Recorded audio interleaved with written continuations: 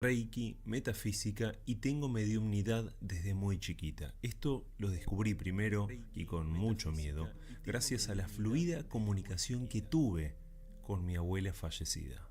Resulta que en el año 2011 nos mudamos con mi novio a una casa sobre la calle Gregorio Camino. Era realmente hermosa y jamás imaginamos que pasarían cosas paranormales en este lugar.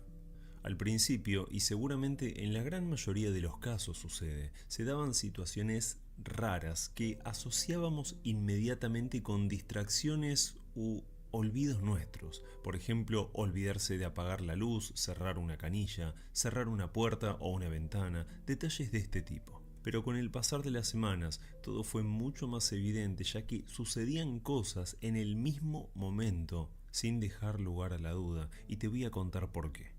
La puerta que separaba las habitaciones, la cocina y el baño del living, comedor y la terraza era una puerta de madera muy pesada, madera maciza, la cual por lo general, si vos la querías dejar cerrada, tenía como un ganchito, ¿sí? Que daba para el lado del living. O sea, si vos estabas en el living, la podías trancar perfectamente y la casa quedaba separada de las habitaciones del baño y la cocina, sobre todo si tenías visitas y venían a tomar unos mates.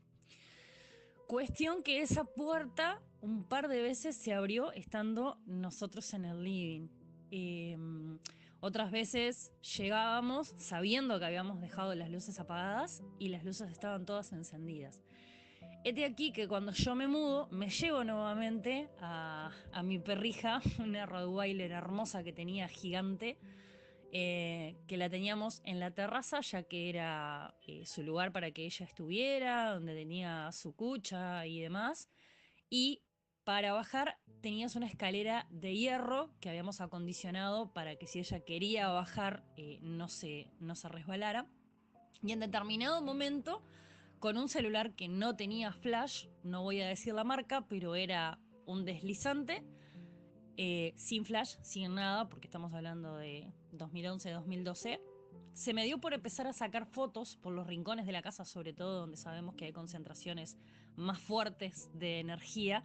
Te digo esto porque aparte de ser maestra de Reiki, haber estudiado algo de metafísica, tengo media unidad desde que tengo uso de razón, podía comunicarme con mi abuela. En ese momento sucede que mi perra se pone muy nerviosa, ladrándole a un punto específico sin ninguna razón. Estaba muy enojada y asustada, se la veía a simple vista. Siendo que era una perra buenísima, muy juguetona y que jamás tenía comportamientos de este tipo. Entonces empecé a sacar fotos al aire para ver si salía algo que tal vez a simple vista no estaba viendo. Ahí fue que mi novio entra, él estaba afuera arreglando nuestra moto y me pregunta qué pasaba, porque me vio a mí sacándole fotos a la nada y a la perra ladrando como una loca en esa misma dirección. En ese lugar, y es un dato no menor, había un manchón que después me enteré que había sido producto de una vela.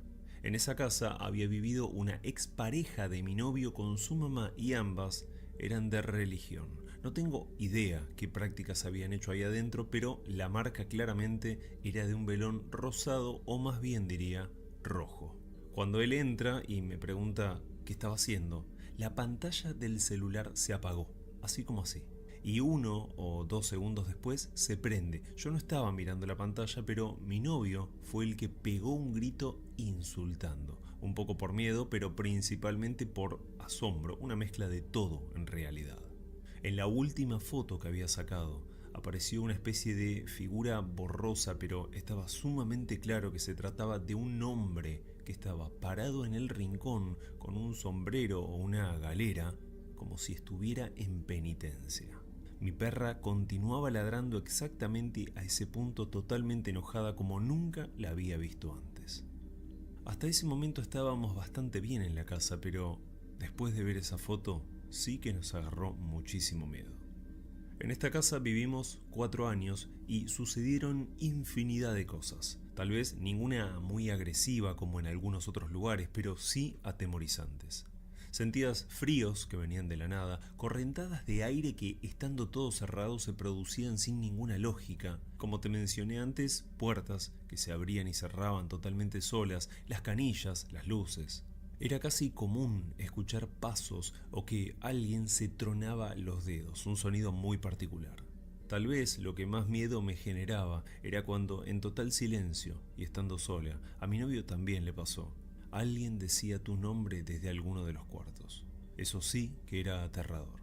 Pensamos entonces que tal vez había una o varias entidades atrapadas y la razón posiblemente fueron las prácticas de los anteriores inquilinos. Dado que, como te comenté, la ex suegra de mi pareja encendía velas y demás, y estoy casi segura que dejó un portal abierto esta señora por no saber cómo trabajar, y de hecho que las velas habían sido encendidas en el suelo, o sea, trabajaba con el bajo astral. Así que fueron un par de años que vivimos ahí, exactamente 4 años más. Pero bueno, después yo llamé a una suerte de tía espiritual de la vida que tenía, amiga de mi mamá, a mi mamá también, porque ellas también eran maestras de Reiki, y logramos limpiar toda la casa, dormir en paz y que las luces cuando se apagaban se mantuvieran así. Bueno, ahora que te contaba de esas experiencias en Belvedere y que te había dicho que desde chiquita era medium, eh, como, como todos los papás por lo general, al principio pensaron que yo estaba mintiendo, hasta que mi mamá tuvo la misma experiencia que yo, pero yo ya era mucho más grande y llorando me pidió perdón y me dijo, tenía que haberte hecho caso cuando eras chiquita. Yo recuerdo que tenía 3 4 añitos y me daba pánico que me apagaran la luz del cuarto y me dejaran sola. No porque no me gustara estar en mi cuarto en sí, porque yo amaba mi cuarto, pero sabía que no estaba sola. Creo que ahí entendí o comencé a entender lo que era la parálisis del sueño. Eh, es bastante feo de recordar, pero sé que es algo que ya pasó y hoy día lo sé controlar, sé cuando está por venir. Y he tenido señales de que no está bueno quedarse en la parálisis porque no hay nada bueno por ahí, por lo menos en mi caso. Eh, Te decía, 3 años y medio, 4, y veía al costado de mi cama una tela negra como harapos, como todos rotos. No veía pies y sentía muchísimo, muchísimo frío al lado de la cama. No me animaba ni a destaparme. eh, y además no me podía mover. Quería gritar y no podía. Y estaba despierta. De grande me volvió a pasar, no logré ver esos harapos que veía cuando era chiquita, pero me pasaba dormida, la parálisis del sueño, pero dormida. Pero ya te digo, de chiquita estaba totalmente consciente y se me caían las lágrimas porque abría la boca y te juro, Andrés, que no podía gritar. Es algo espantoso que espero que nadie tenga que experimentar. Por suerte, al día de hoy, como te digo, me ha pasado de la parálisis del sueño, pero he logrado estar consciente de que estoy dormida.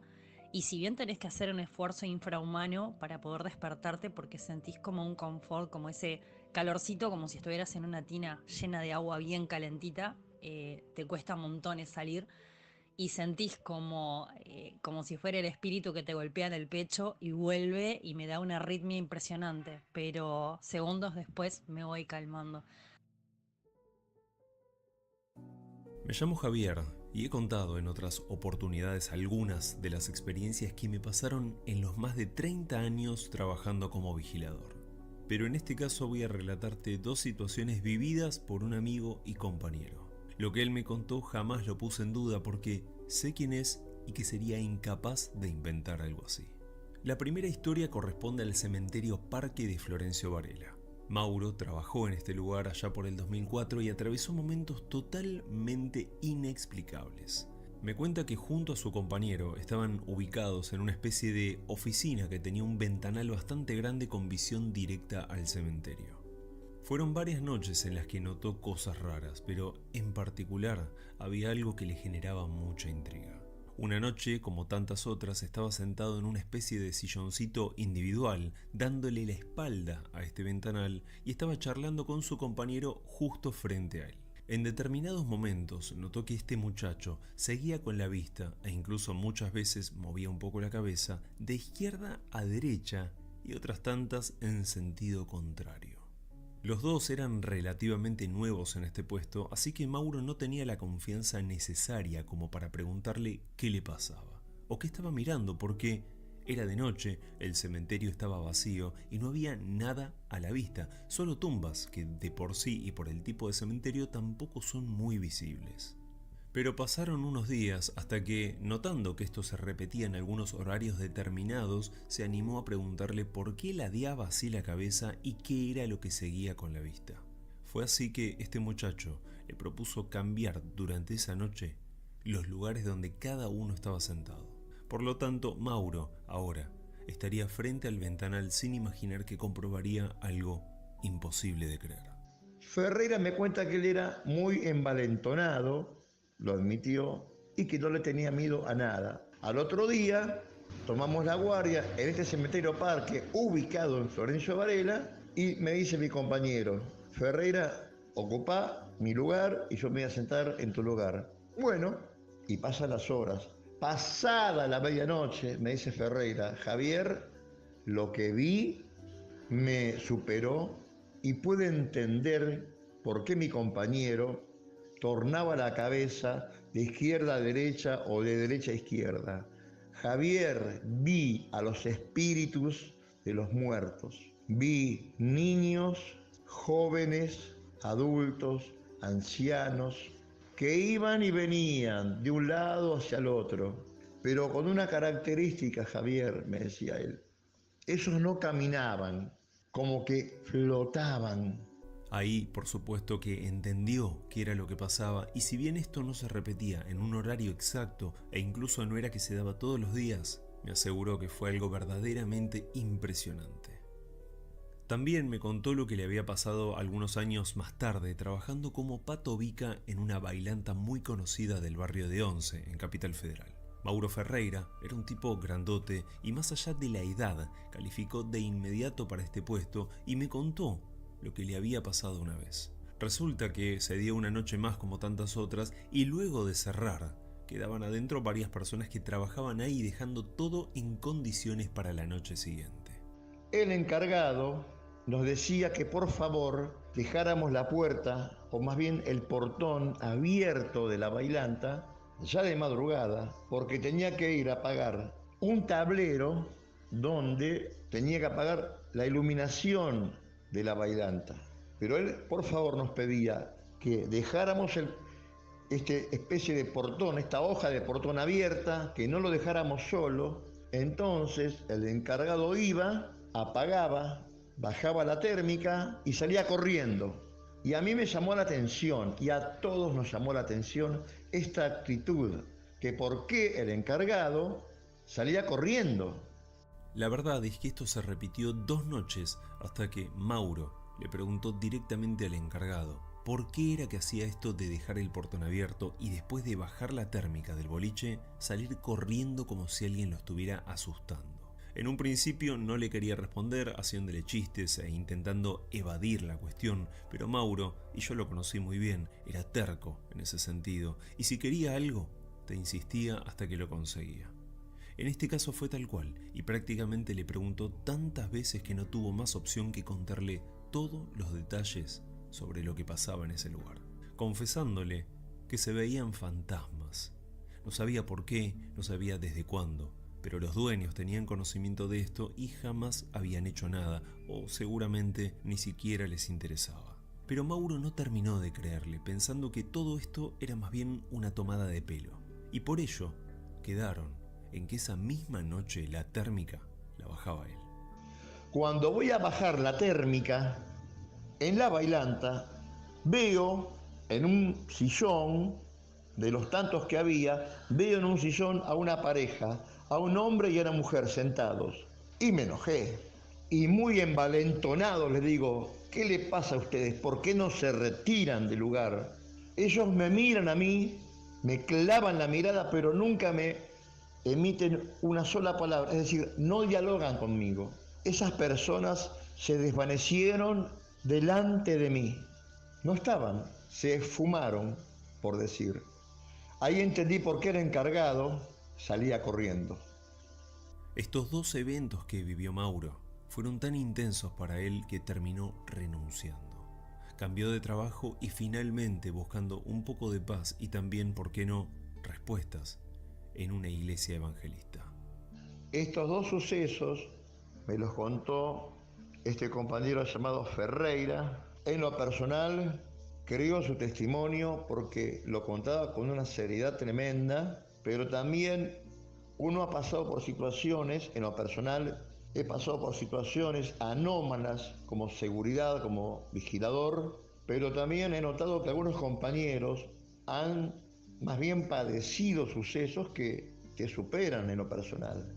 Estas son dos historias que le pasaron a este compañero, créditos para el compañero Ferreira, por supuesto, y espero que puedas relatar estas historias que son realmente muy difíciles también de poder superar, creo, por la connotación que llevan y por la implicancia de ver aparentemente a dos personas y que se desvanezcan, me decía Javier, se desvanecieron ante mis ojos.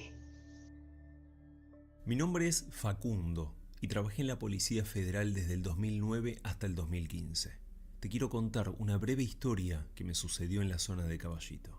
Estaba cumpliendo el horario de 12 de la noche a 6 de la mañana realizando una consigna en un departamento donde había pasado algo muy delicado. Donde ocurrió un hecho donde lamentablemente el padre, también un policía, había tenido una discusión con su hijo de 15 años que tenía adicciones, creo que también andaba robando y ya no sabía cómo solucionarlo. Y un día estaban discutiendo y según las declaraciones que obtuvimos después es que forcejearon, el arma se le cayó y bueno, al rebotar salió el tiro y bueno, lamentablemente terminó con la vida de su hijo con un disparo en la cabeza. Eso es lo que cuenta en las declaraciones su padre. Por esta razón fue que el departamento quedó bajo consigna de la comisaría 11, justamente a la que yo pertenecía y por lo cual terminé realizando mi turno correspondiente en este lugar. Así fue que estando en el hall del departamento, se acerca el encargado del edificio preguntándome si necesitaba algo y también para avisarme que había dejado la sala de máquinas abierta donde había una mesita y una silla. Así, si yo quería sentarme un ratito para descansar, podía hacerlo sin alejarme mucho del lugar. Para quien no lo sabe, no está permitido alejarse del lugar de guardia, pero de todas formas le agradecí y quedé ahí solo parado. Pero más o menos a las 2:30 de la mañana, aún no habían pasado a fiscalizarme y realmente no daba más. Así que fui a la sala de máquinas y pensé en sentarme solo 10 minutos, aunque sea, y volver al puesto. Mientras tanto revisaba el celular, miraba algunas redes sociales, nada fuera de lo común, simplemente para distraerme. Hasta que siento algo que me sobresaltó.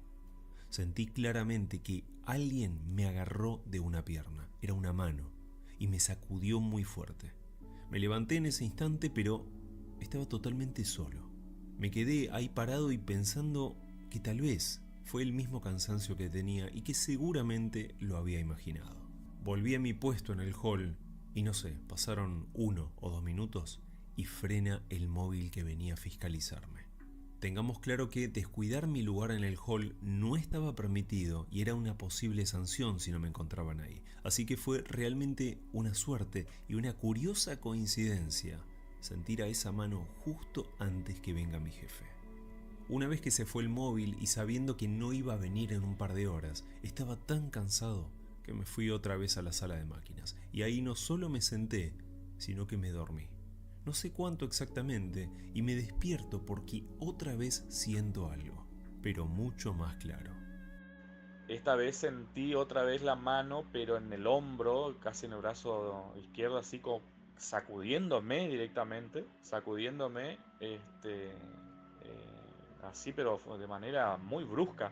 Entonces ahí sí ya me asusto, ¿no? Porque yo digo, la pucha, me levanto de golpe así, no hay nadie, y yo te había dicho que tipo 3 de la mañana, por ahí habrá sido que me dormité, y bueno, ya eran 5:30, imagínate todo lo que dormí. Estaba muy cansado porque venía adicional de comisaría adicional y así. Trabajo muy, muy cansador.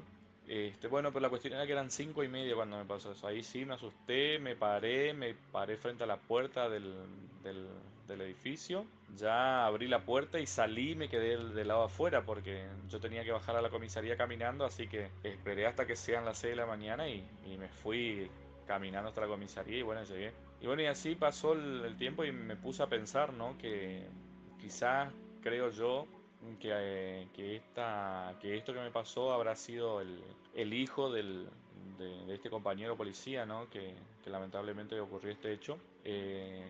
Quizá viéndome a mí como policía, uniformado y sabiendo que también el papá era policía, no sé, avisándome, por ejemplo, la primera que llegaban a fiscalizarme y bueno, y la segunda para que no me duerma y llegue al horario como para irme. No sé, es lo que yo pienso, ¿no?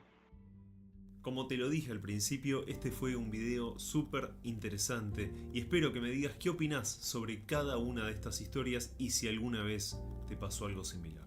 Te dejo en la descripción mis redes y mis otros canales. Gracias por acompañarme una vez más y ahora sí, les mando un fuerte abrazo a todos.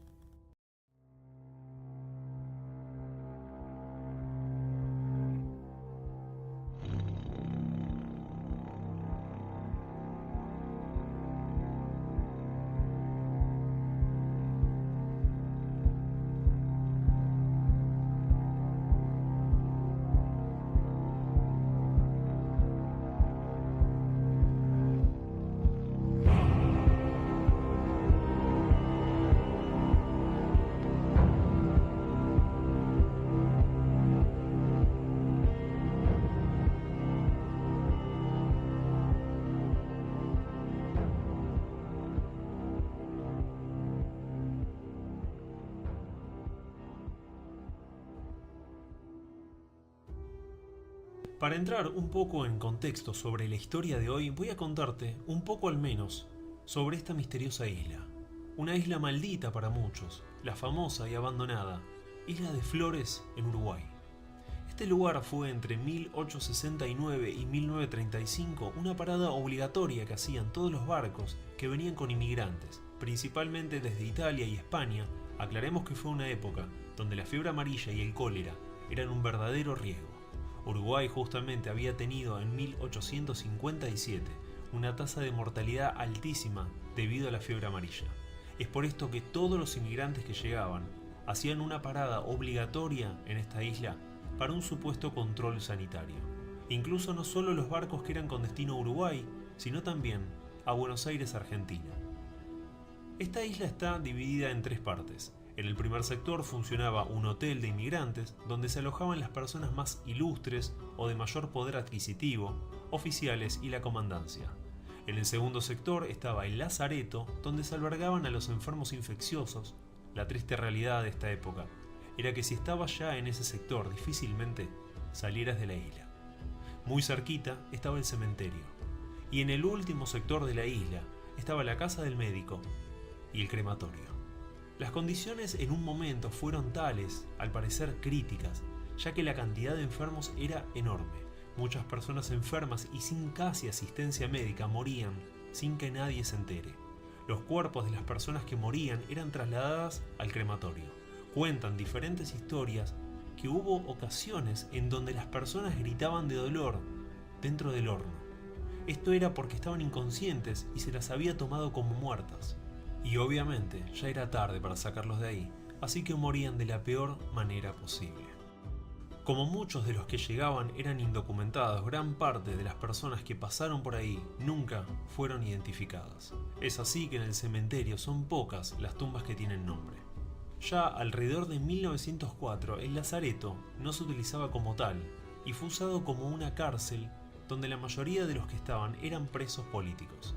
Entonces, creo que queda más que claro que esta isla durante muchos años fue un nido de dolor y muerte. Muchas personas llegaron ahí con la esperanza de una mejor vida y lo que obtuvieron, luego de un largo viaje sobre el océano, fue un final horrible e impensado. Gente de todas las edades pasaron por acá y cuentan que las almas que quedaron atrapadas aún hoy están buscando cómo salir de la Isla de Flores.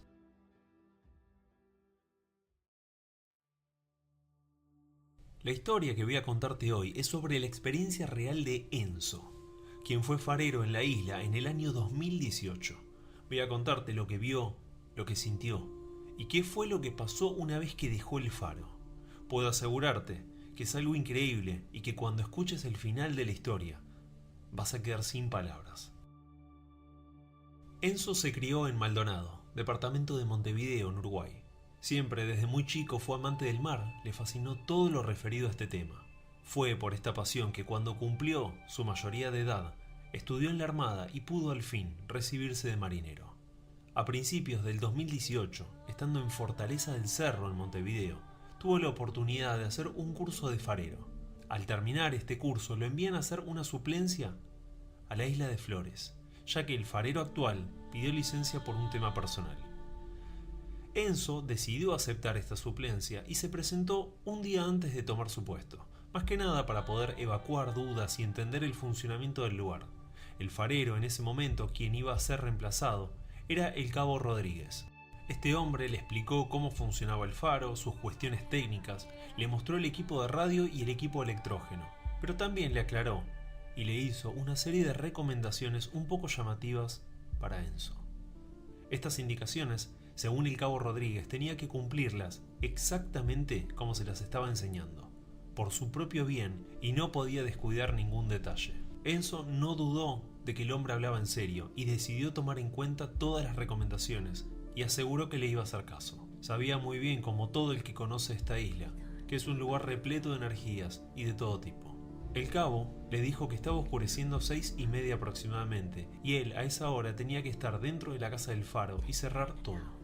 Una vez encerrado tenía que regar con sal la puerta y las ventanas y también hacer con yerba mate 3 cruces en 3 platos y dejarlo en la mesa del comedor del faro. Después de hacer esto tenía que dejar la cama destendida y subir a la parte superior del faro, unos 4 pisos, y justo en el descanso de la escalera había un catre.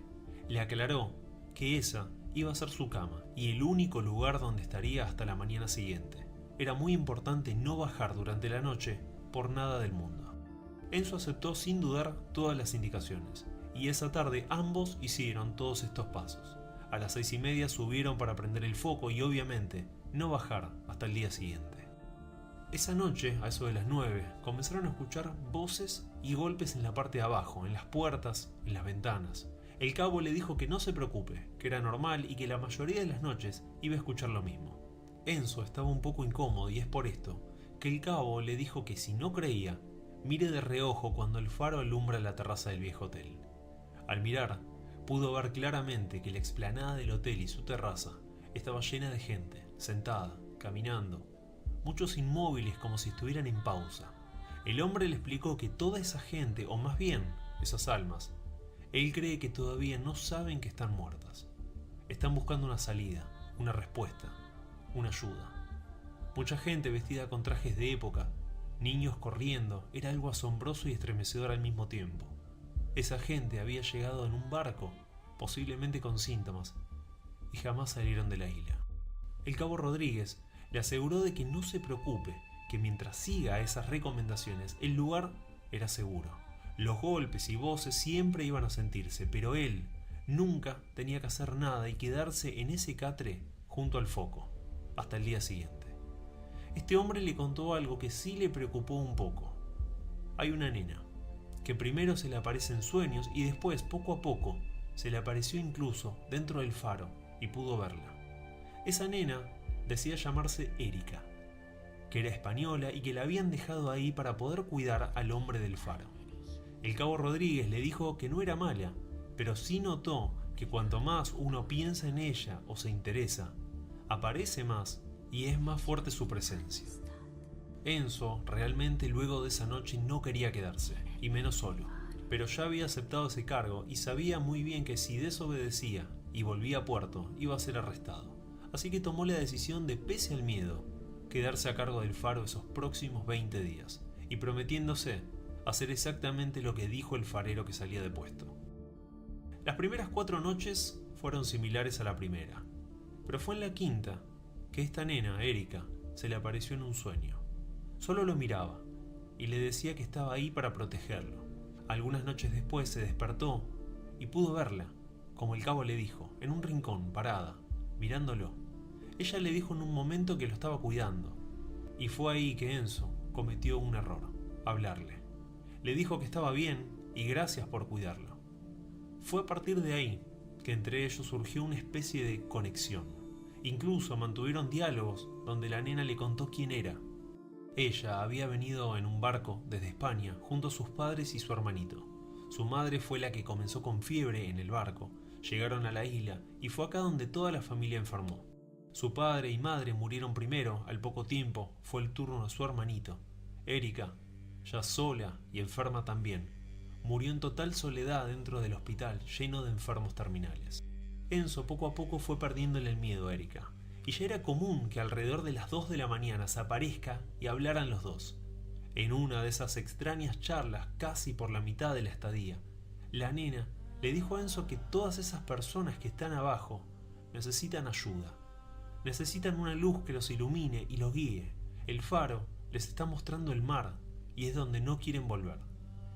Fue después de esta charla que se le ocurrió hacer una especie de vela para poder iluminar y ayudar a todas esas almas a poder salir de ahí. Al día siguiente, Enzo revisó en el depósito del faro y encontró muchas velas de cebo. Tuvo la idea de derretirlas todas en una lata y con una mecha hacer una especie de velón gigante. Esa tarde se aproximó a las ruinas del hotel y en la entrada apoyó esta gran vela y la prendió. Se fue nuevamente al faro esperando que quizás sea de ayuda. Lo que no se imaginó es que causaría lo contrario. Al día siguiente fue a ver al hotel y encuentra esta lata aplastada. Y entre la mugre del piso podían leerse insultos y frases que lo amenazaban diciendo que iba a morir. Esa misma noche la actividad fue peor que nunca. No solo se escuchaban golpes, los de siempre, sino que ahora las voces eran más fuertes y los gritos eran desgarradores. Se estaba tornando inaguantable los pocos días que quedaban. Le faltaban 5 noches para cumplir la suplencia. Decidió entonces esa tarde prender el faro, subirse a la lancha que tenía para moverse y alejarse unas millas de la isla, anclarse y quedarse ahí toda la noche. Esta fue la única forma que encontró para poder tener un poco de paz y escapar por las noches de toda esa energía que se estaba poniendo cada vez peor. Esto lo repitió hasta que el trabajo terminó y fue reemplazado por el nuevo farero. Declaró que no había ninguna novedad porque no le iban a creer, obviamente, y volvió a su puesto en Fortaleza del Cerro.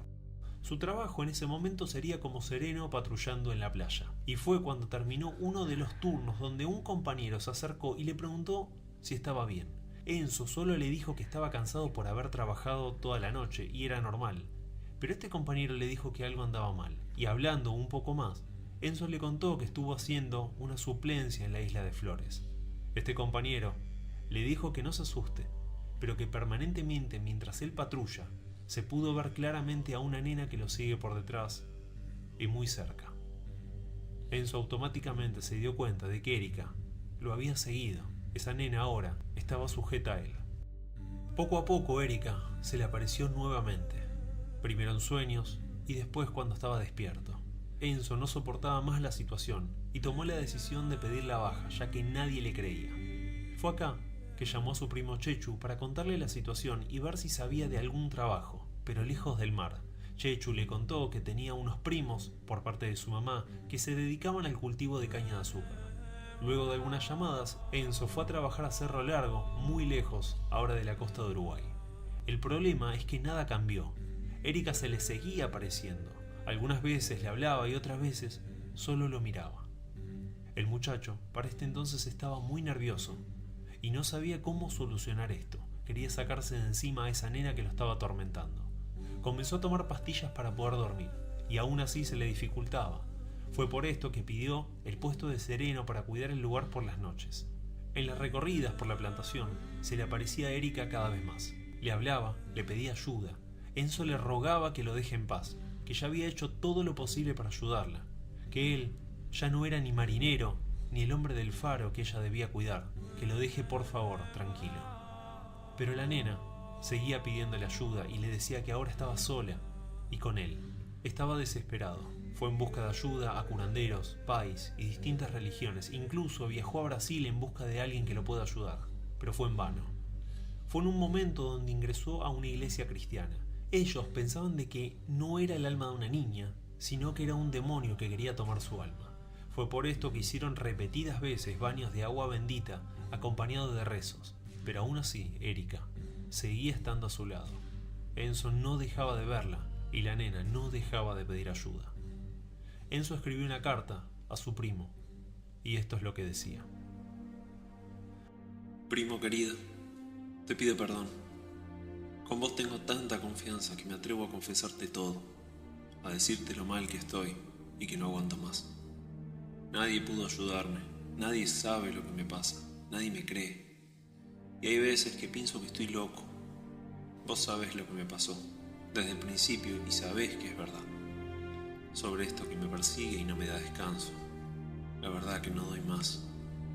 Quería agradecerte por la gran mano que me diste con este trabajo. Ya te lo dije, pero quería hacerlo en esta carta otra vez. No estoy usando el teléfono y me pareció que esta era una buena manera para saludarte. Ahora que pedí el turno noche en la plantación, es un poco mejor. Por lo menos puedo dormir algo y comer un poco. Y a la noche, bueno, ya sabes cómo es. Nada cambió. Es más, todo está peor. Yo no doy más, ¿sabes? Cuando se está haciendo de noche me empiezo a desesperar y me pongo muy nervioso.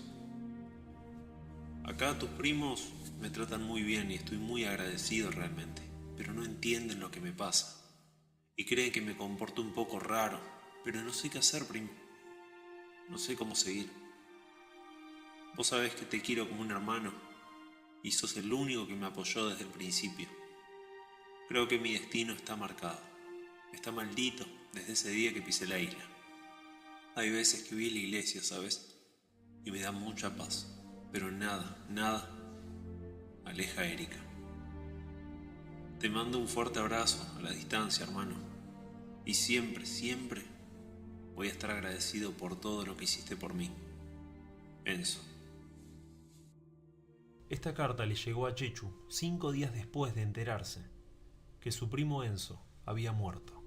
Posiblemente, por las cuentas que hizo, fue escrita el mismo día que tomó esa terrible decisión. Fue una de esas noches como sereno en la plantación que abandonó el puesto y en un bosque de eucaliptos se colgó terminando con su vida. Enzo fue depositado en un nicho en la localidad de Cerro Largo, ya que por la pandemia y las restricciones propias de cada país fue lo más conveniente. En esta parte entra en la historia de Chechu, es quien justamente compartió esta historia íntima y familiar con el canal. Hace poco pudo ir a visitar al cementerio a Enzo, y fue mientras estaba frente al nicho dejando unas flores que el cuidador del cementerio se acercó para saludarlo y presentarse. Este hombre le preguntó si era familiar. Chechu le dijo que sí, era su primo hermano.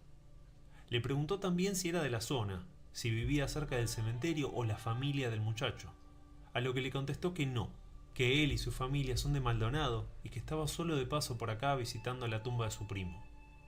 Este cuidador, su nombre era Zapicán, un típico nombre charrúa, le pidió por favor que antes de retirarse, que pase, que quería hablar con él. Seguramente pensó que era para ofrecerle por unos pesos algún mantenimiento o arreglo a la tumba, ya que nadie estaba cerca para hacerse cargo y mantenerla prolija. La cuestión fue que Chechu, luego de despedirse de su primo, fue hasta la oficina de Zapicán.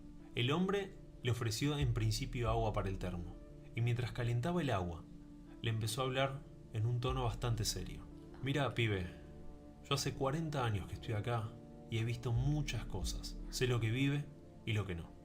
Hay cosas que son difíciles de explicar y me las guardo para mí, pero nunca me pasó algo así. Me parte el alma ver a la hija de tu primo que noche por medio viene a visitarlo y se queda largo rato frente al nicho. El hombre le describió, y era tal cual como Enzo le contó en varias ocasiones a Chechu, la apariencia de Erika. Chechu le explicó toda la situación al hombre y ahí comprendió qué era lo que pasaba. Entonces le dijo que se quede tranquilo, que iba a hacer una serie de oraciones que sabía para poder ayudar a esa nena a encontrar la paz y alejarse de una vez por todas. También le dijo de que Enzo no está ahí. Es solo su cuerpo y no es nada más que eso. Su alma está ya en el otro lado. Enzo, un muchacho normal, un amante del mar, marino de alma, con muchos sueños por lograr, quizás ser capitán algún día. Esta isla hizo que renuncie a todo y se aleje de sus sueños. Esta isla maldita que atrapó a miles de almas durante un siglo. Esta vez se llevó el alma de este hombre, Enzo, quien su único error fue querer ayudar a las almas de la isla de Flores.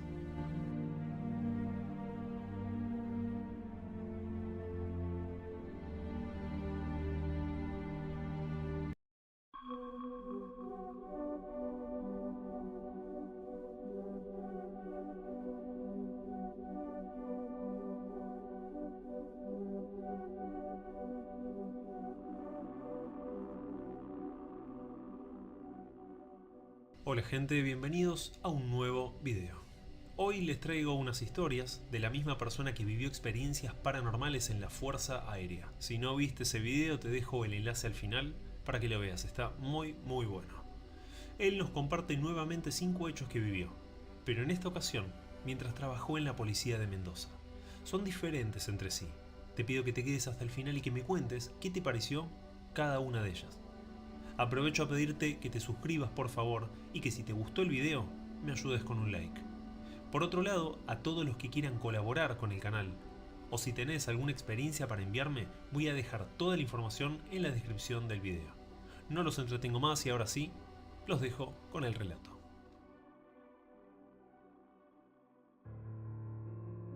Esta historia me pasó allá por el año 2010 en una subcomisaría en el departamento del Gran Mendoza. Yo era policía y me encontraba con las funciones de escribiente de guardia. En total éramos 4, 2 en la movilidad que patrullaba, el oficial de servicio y yo. En el calabozo, que era oscuro y no tenía luz, teníamos a una persona joven por averiguación de antecedentes. Era de madrugada. En un momento el oficial de servicio me pregunta cuántas personas teníamos aprendidas en el calabozo y si ya estaban listas para darles la libertad. Yo verifiqué el libro de detenidos y me figuraba una sola, y que ya estaban verificados sus antecedentes. Entonces el oficial me lo trae para que pueda darle la libertad. Y acá es cuando todo se puso un poco misterioso. El joven nos dice que si por favor le podíamos dar también la libertad a su compañero. Entonces nos miramos y le preguntamos, ¿qué compañero? Si estaba solo ahí adentro. Y nos dijo que no, que estaba seguro que había alguien más ahí adentro con él, que había estado conversando con él hacía horas, que no lo pudo ver bien, porque esta persona estaba sentada en una esquina del calabozo y estaba todo muy oscuro. También dijo que esta persona le contó que extraña mucho a su familia, que no la veía desde hacía mucho tiempo por problemas con su esposa, que tenía hijos a los cuales extrañaba y no se los dejaban ver. Ante esto, le volvimos a repetir que él era el único que se encontraba alojado ahí adentro. Nos contestó que era imposible eso, estaba seguro. Entonces lo llevamos nuevamente al calabozo y el oficial encendió una linterna para que el joven pueda observar que no había nadie más ahí adentro. Cuando el joven corroboró esto, de que todo el tiempo estuvo solo, se puso pálido y comenzó a llorar. Repetía una y otra vez que él estuvo siempre conversando con alguien. Se lo veía muy asustado y no se quería ir a su casa caminando por el shock que tenía. Una vez que firmó su libertad, se tomó un taxi para jamás volver. Quizás nunca estuvo solo en esa celda. Esto que te voy a contar pasó en el 2009, durante una guardia en la policía. Yo me encontraba de escribiente de guardia, solo en la comisaría, y mis compañeros junto con el oficial de servicio se encontraban patrullando en la calle. Eran cerca de la 1 de la madrugada y me puse a ver televisión. Cuando de repente y de reojo, hacia mi derecha, me pareció ver pasar una sombra, desde la cocina hacia el comedor. Me refregué un poco los ojos, pensé que estaba muy cansado, que tenía sueño, pero seguí mirando la tele. Es cuando escuché un portazo fuerte que provenía de una oficina de atrás. Alarmado entonces, fui a ver rápidamente, pero estaba todo en orden. Volví a mi oficina, me senté de nuevo y me puse a hacer algunas tareas administrativas. No debe haber pasado más de una hora cuando vuelvo a sentir otra vez un estruendo muy fuerte. Para poner un ejemplo, es como cuando patean una puerta de madera. Esta vez sí me levanté muy rápido de la silla y apuntando con mi arma, me fui hacia el comedor. Pensaba que alguien podría haber entrado por el patio, pero la puerta de madera de acceso del patio hacia el comedor estaba bien trabada con una hilera de sillas que estaban soldadas una al lado de otra, como las que se usan en las salas de espera. Y además son bastante pesadas. Pero cuando llegué al comedor, y para mi sorpresa, estaba la puerta abierta, las sillas todas tiradas y la mesa corrida. Salí al patio para inspeccionar, pero no había nadie. Cuando volví a entrar, prendí la luz del comedor, la cual alumbró la puerta del despacho del jefe, que era también de madera, pero de la mitad para arriba de vidrio granulado. A través de ese vidrio pude observar algo, una sombra. Era de mediana altura que se paseaba por ahí adentro. Cuando me acerqué y agarré el picaporte, comprobé que la puerta estaba cerrada con llave, y esa sombra desapareció. En ese momento golpearon la puerta de entrada, les abrí, y eran mis compañeros que llegaban con el móvil de patrullar. Les conté todo lo que me había pasado, y mi compañera me dijo que le había pasado algo parecido. Noches anteriores escuchó golpes en la puerta, pero nada más. El oficial, en cambio, me dijo entonces que no me hiciera problema. Le habían contado vecinos de la zona que antiguamente ese lugar era una casa donde vivía una familia y que el despacho del jefe era la habitación de un niño de 12 años. Pero lamentablemente había muerto por una grave enfermedad. Quizás este chico, todavía perdido en esta dimensión, trata de buscar una luz que lo guíe al descanso eterno. Una noche del 2008, mi compañero y yo nos encontrábamos patrullando en el móvil. Eran como las 3:30 de la mañana, de una noche muy fría de invierno, cuando nos llaman por frecuencia y nos piden que por favor nos desplacemos hacia un cementerio de la zona, a verificar una situación con el sereno del lugar que se encontraba en problemas. Nos dirigimos hacia el cementerio, que por aquel entonces no tenía ningún tipo de iluminación en el interior. Este se encontraba sobre una calle muy oscura, que solamente era alumbrada por esas farolas con sombreros de lata y un cable que atraviesa de lado a lado de la calle. Cuando llegamos al lugar, se veía un grupo de jóvenes en la calle con el sereno, un hombre ya grande de edad. Al entrevistarlo, notamos que está asustado. Eso era raro en un sereno. Entonces nos contó que él se encontraba dentro del cementerio, en la puerta principal, y que empezó a escuchar ruidos de llantos como de un bebé, pero que no sabía de dónde venían. Entonces, en ese momento se cruzaron de enfrente estos jóvenes para avisarle también por los llantos que habían escuchado. Uno de los jóvenes nos contó que se encontraba en la puerta de su casa con sus amigos tomando algo y que pasó un Renault 12. Se detuvo en la segunda puerta del cementerio, un lugar muy oscuro, y que bajó una persona aparentemente a orinar. Luego se fue y que después de eso empezaron a escuchar llantos muy fuertes como el del niño, y que ellos, creyendo que podrían haber dejado abandonado a un chico en el lugar, le avisaron al sereno. Lo curioso de todo esto es que el sereno también escuchó lo mismo y coincidía con el relato de los jóvenes. Con mi compañero realizamos una inspección minuciosa en todo el lugar, con linternas en la segunda puerta, vereda, calle, acequia y también adentro del cementerio, pero nunca, jamás encontramos nada. Luego, hablando con el sereno, es que en esa segunda puerta están los sepulcros justamente de los niños. Quizás sale por las noches el alma de alguna criatura buscando aún a su madre. Esto pasó en una comisaría de Mendoza en el año 2010. Era una noche de verano y de madrugada. Yo me encontraba de licencia, pero me cuenta un compañero que en una de esas noches que se encontraba patrullando, es cuando por frecuencia escucha a una policía desde una comisaría pedir ayuda en reiteradas ocasiones, por lo que son desplazados él y otros móviles al lugar. Al llegar encuentran todo abierto, con todas las luces encendidas, pero la oficial no se encuentra por ningún lado. Comienzan a llamarla y a buscarla, pero no respondía. De repente, este compañero mira hacia el frente, al cruzar la calle donde había una escuela. La chica estaba ahí, se encontraba muy asustada. Estaba dura de miedo contra las rejas. Ellos acudieron en su ayuda, pero esta policía estaba en shock y no podía pronunciar ni una sola palabra de lo que había pasado. Entonces la subieron a un móvil y se la llevaron para asistirla a un hospital. Con el paso de los días, esta policía cuenta que ella se encontraba sola en la comisaría realizando tareas administrativas y que escuchó ruidos en el patio. Fue a ver lo que pasaba y entonces sus ojos no daban crédito de lo que veían. Mientras que los perros de las casas de los alrededores ladraban enfurecidamente, en la pared del fondo vio cómo pasaba flotando lentamente una mujer vestida de blanco. La oficial le gritó que se detenga, qué era lo que estaba haciendo, que se identifique, pero lo único que logró fue que se detenga y voltee a mirarla. Era algo horrible, expresó. La cara de esta mujer se veía media desvanecida y con apariencia cadavérica, cubierta por un velo blanco sobre su cabeza y con un vestido largo y blanco como de novia, pero siempre flotando en el aire. Entonces cuenta que sacó su arma y comenzó a disparar contra esta figura espectral. Vació su cargador, pero nada logró. Esta figura siguió su camino como si nada hubiera pasado y desapareció atravesando la pared de la casa de al lado. Fue entonces cuando el oficial corrió desesperadamente hacia afuera pidiendo ayuda por radio, quedando en shock en la puerta de la escuela de enfrente. Luego supe que esta chica estuvo en tratamiento psicológico un par de meses por lo que pasó, y que después se fue de baja de la institución. En el día de hoy es maestra y nunca más quiso volver a hablar de lo sucedido aquella noche terrorífica de la aparición de esa mujer de blanco. Esta historia pasó en la provincia de Mendoza también, una noche de verano. Estábamos patrullando con el oficial de servicio cuando somos desplazados por frecuencia a una finca en la localidad. Cuando llegamos, salieron dos personas, un hombre que decía llamarse Don Julio y su mujer, Doña Rosa. Estaban exaltados y muy asustados haciéndonos señas. Bajamos del patrullero para entrevistarlos y tratar de calmarlos un poco, para que nos relataran qué les estaba sucediendo, pero era casi imposible.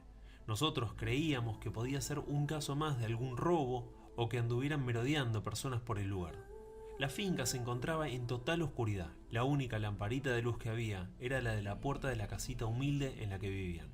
Lo demás era todo viñedo. Había un árbol inmenso de higuera y hacia un costado una pequeña capilla abandonada. Cuando logramos calmarlos, nos contaron de que su urgencia no era por ningún robo ni personas sospechosas en el lugar, sino que algo peor, y que ya estaban cansados de esta situación que se repetía noche a noche y que no lograban tener paz en su familia, la cual estaba compuesta por ellos dos y sus dos hijos pequeños. Nosotros no entendíamos nada de lo que estaba pasando. Entonces nos invitaron a pasar a su finca. Lo primero que notamos es que todos los perros de la zona ladraban demasiado.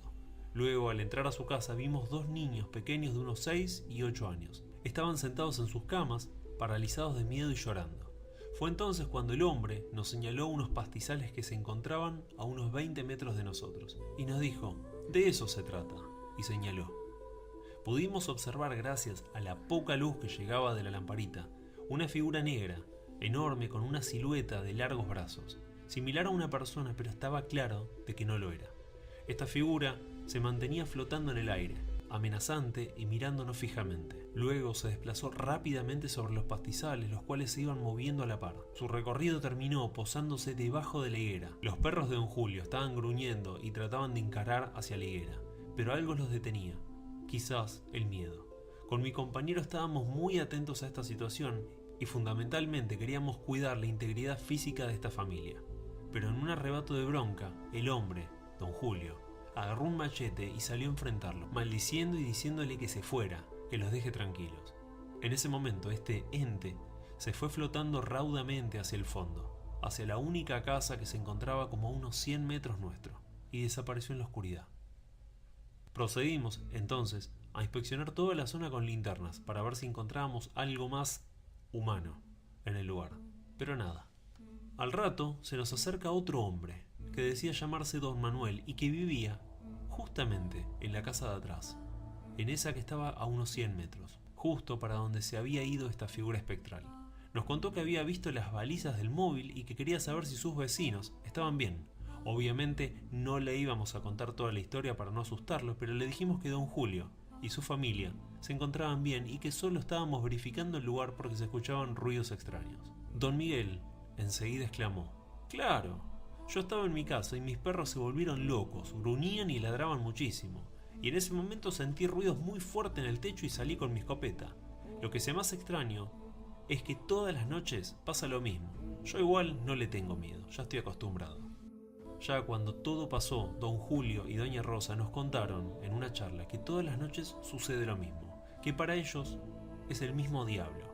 Sus hijos juegan normalmente en el frente de la casa, bajo la luz de la lamparita, y este ente venía a atacarlos siempre, que sus perros los defendían y que él salía con su machete a espantarlo. Siempre se pone debajo de la higuera y luego, flotando, se retira velozmente por los fondos en la misma dirección.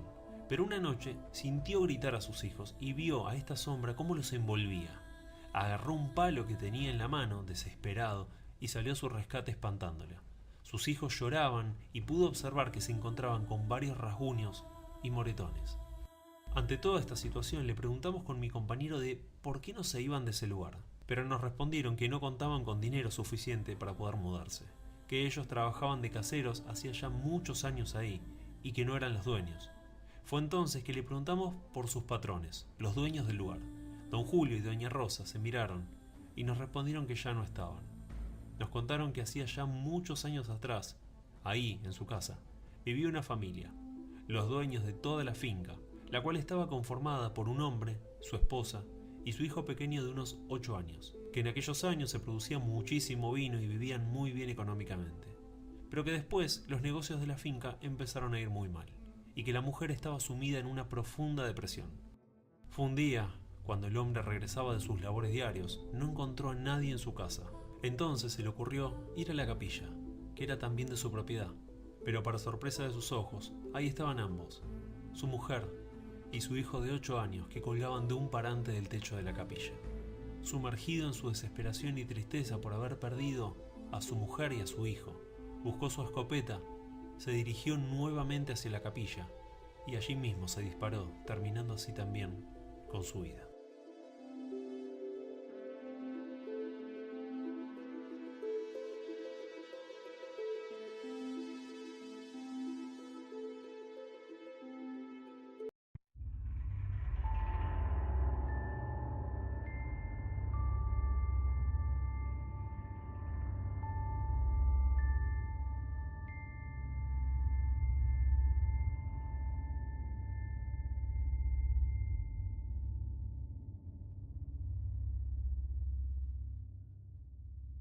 En este video voy a contarles sobre una casa, ubicada en Ituzaingó, en Buenos Aires, que durante años sufrieron hechos paranormales todos los integrantes de la familia. Lorena aclara que si bien las cosas que pasaron nunca fueron agresivas y nadie salió lastimado, el miedo fue el protagonista en muchas situaciones. Como fueron muchos los momentos extraños que esta familia vivió, los voy a ir contando en forma separada para que cada uno saque sus conclusiones sobre lo que posiblemente pasó y el por qué. Ay, la verdad me da escalofríos recordar ese momento. Recuerdo que me desperté, abrí la puerta de mi habitación, que en ese momento justo era en diagonal a lo que era la peluquería de mi vieja, y veo... En el año 2000 en la casa vivían 4 personas, Lorena con sus papás y su abuela materna. Ahí es que comenzaron a pasar algunas cosas tímidamente, pero antes de entrar a estos sucesos voy a contar algo que les pasó mucho antes, en el año 91, y quizás tenga o no relación con lo que posteriormente fue pasando. Estaban durmiendo una noche de verano, hacía mucho calor, y los padres de Lorena tenían colocado un ventilador apoyado sobre la ventana para poder refrescarse. Una noche totalmente normal, excepto por algo que pasó. A la 1:25 de la madrugada, el ventilador, así como así, se detiene. Ellos se dieron cuenta pensando que se había cortado la luz. El padre le dio a la tecla del ventilador y encendió sin problemas. La luz no se había cortado. Pensaron entonces que quizás el ventilador se había quemado. La madre se levantó para revisarlo y justo antes de que lo toque, se prende nuevamente.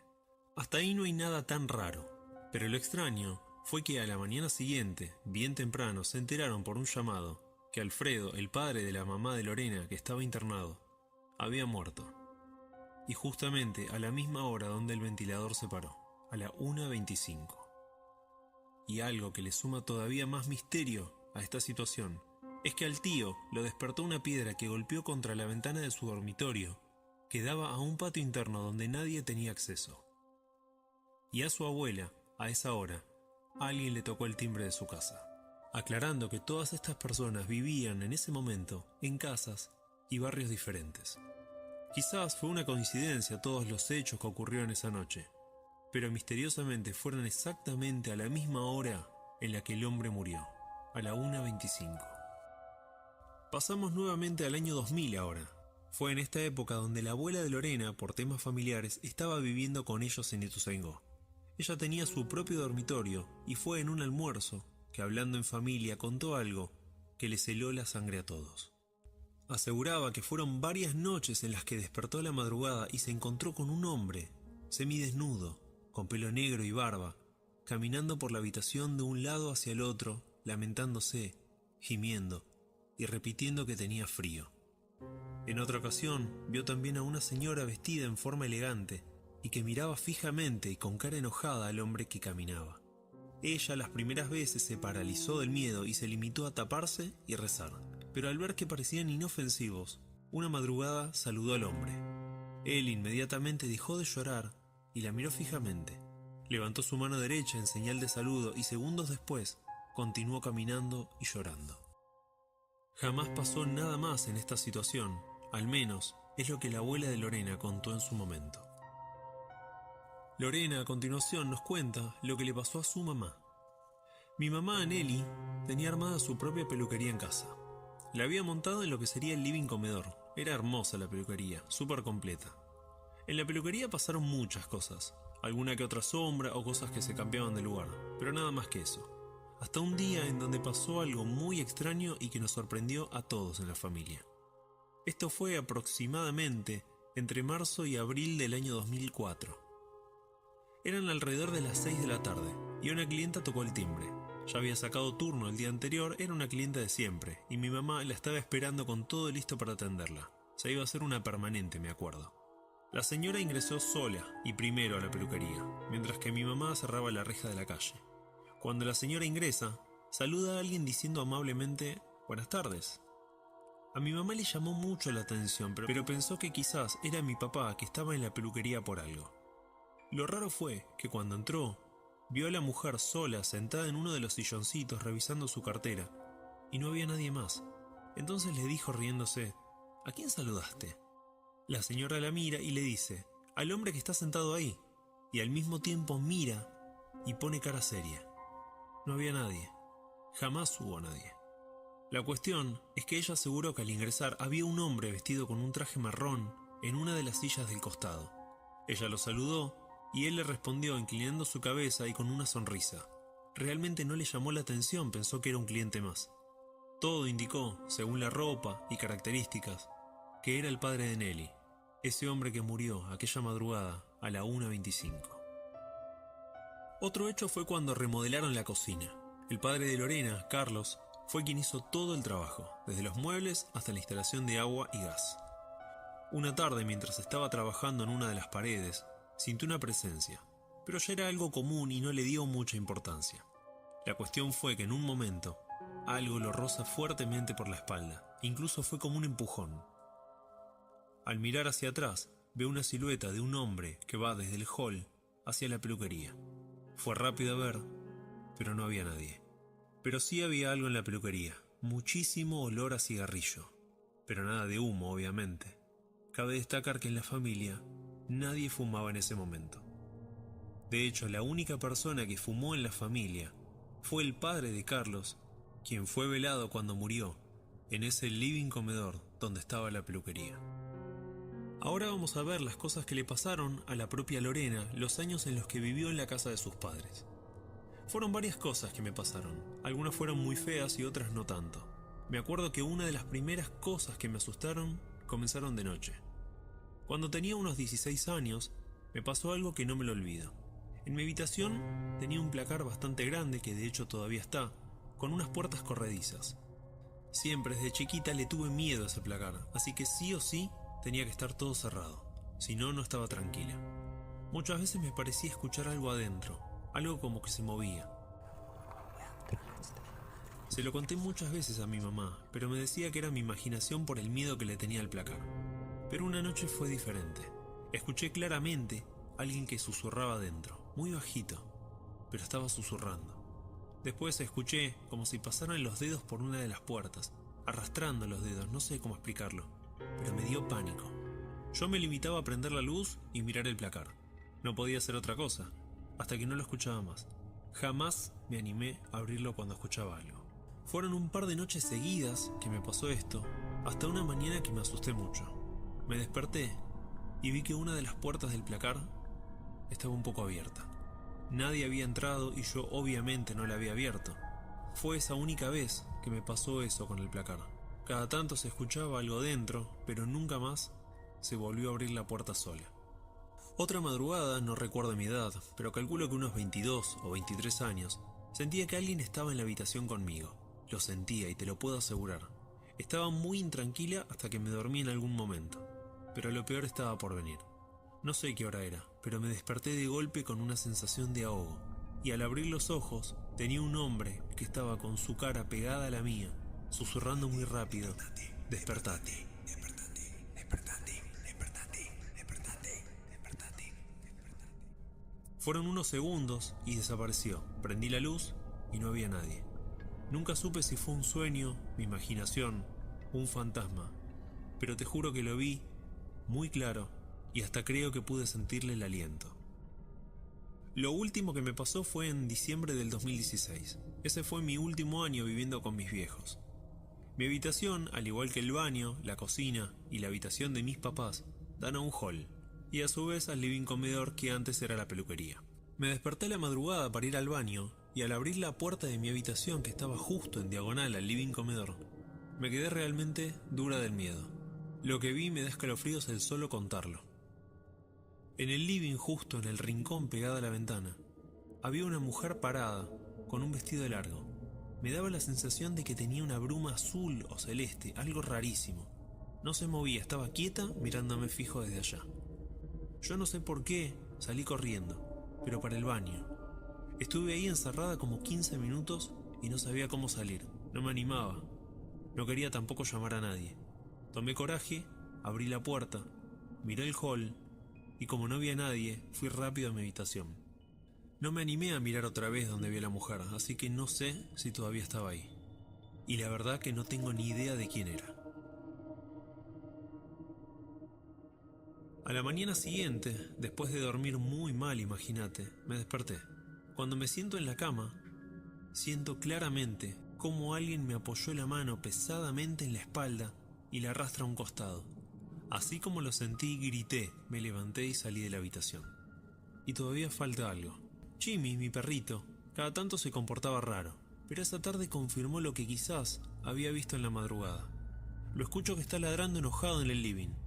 Me fui para ahí y estaba ladrando justo donde vi a la mujer. Filmé con el teléfono y saqué algunas fotos, pero no salió nada fuera de lo normal. Solo se ve a él ladrándole al aire. Más allá de que quizás alguno me trate de loca, tengo la seguridad de que estaba viendo algo. Ese algo que durante mucho tiempo estuvo en la casa.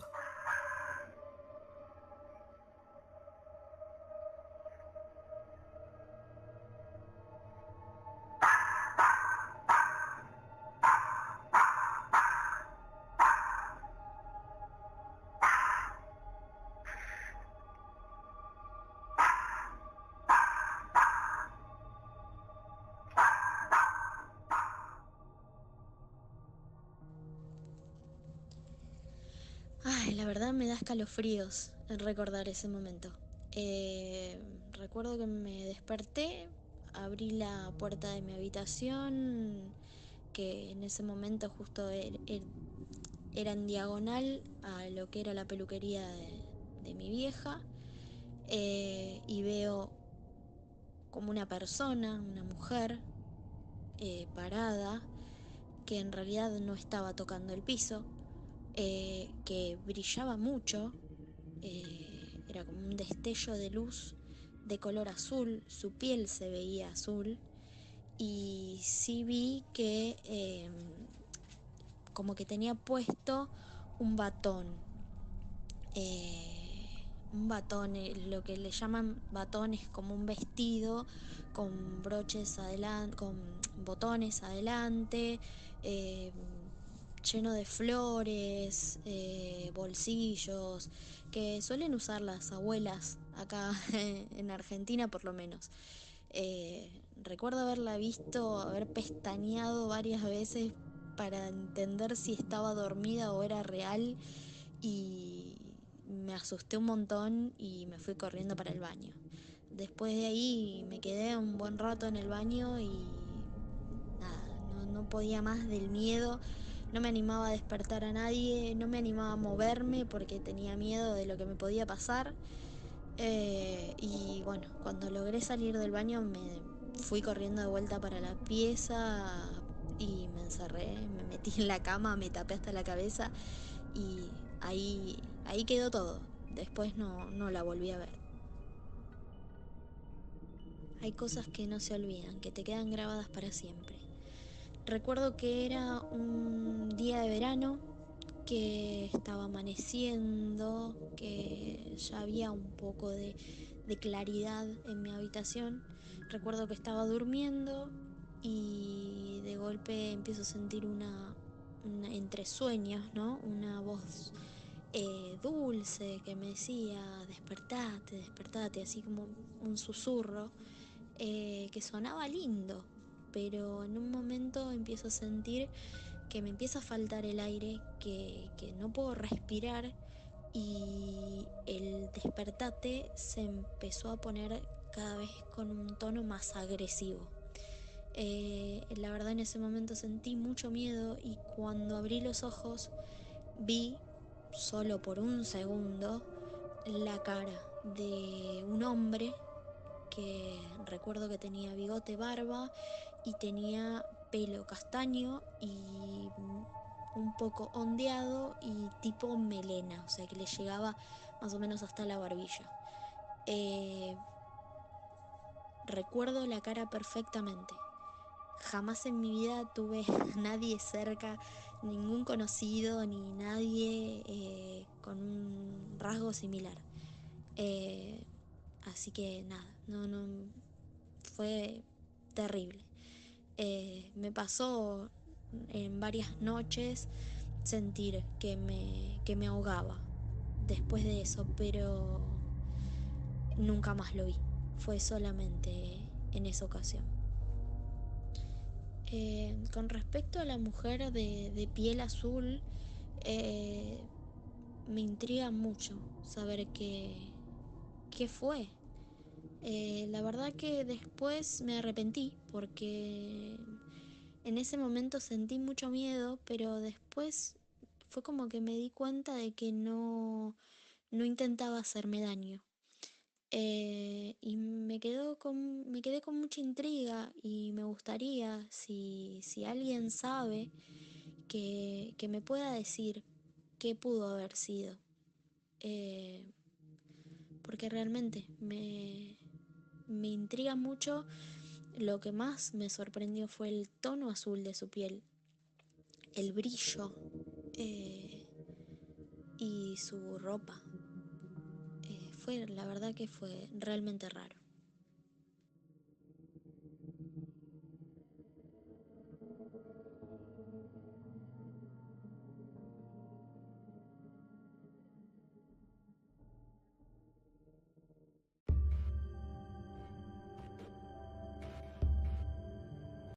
Como en tantos otros lugares, suceden seguramente infinidad de situaciones que escapan a la lógica, hablando siempre de episodios paranormales. El caso de hoy trata sobre los diferentes hechos que le pasaron a una mujer en esta importante ciudad de Santa Fe, y lo más curioso es que aún hoy ella sigue vivenciando estos eventos que asustarían naturalmente a cualquiera de nosotros. Me encantaría saber qué opinan sobre este caso, qué creen que esté pasando, por qué y fundamentalmente de qué manera puede afrontar esto de la mejor forma posible. Amigos, no olviden suscribirse y compartir este video en sus redes sociales si es que pueden. De esta forma me ayudan muchísimo a que cada episodio llegue a nuevas personas. Ahora sí, bienvenidos a un nuevo video.